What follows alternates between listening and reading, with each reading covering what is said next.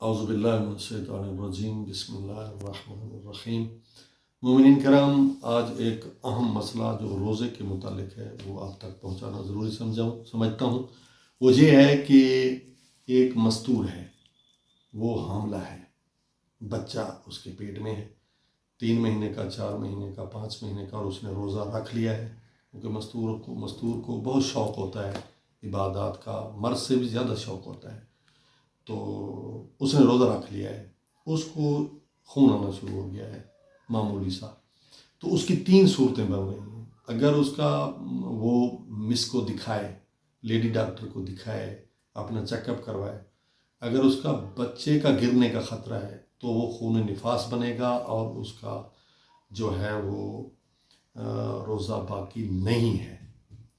دوسرا یہ ہے کہ اگر وہ خون بہت گاڑھا ہے تو وہ حیض بننے کا بھی اندیشہ ہے کہ وہ خون حیض آ رہا ہے، تو اس صورت میں بھی اس کا روزہ باقی نہیں رہے گا۔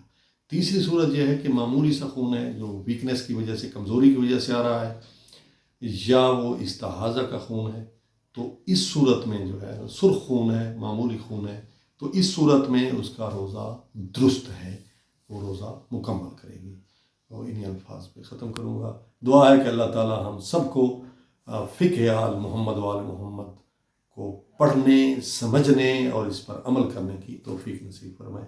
السلام علیکم ورحمۃ اللہ وبرکاتہ۔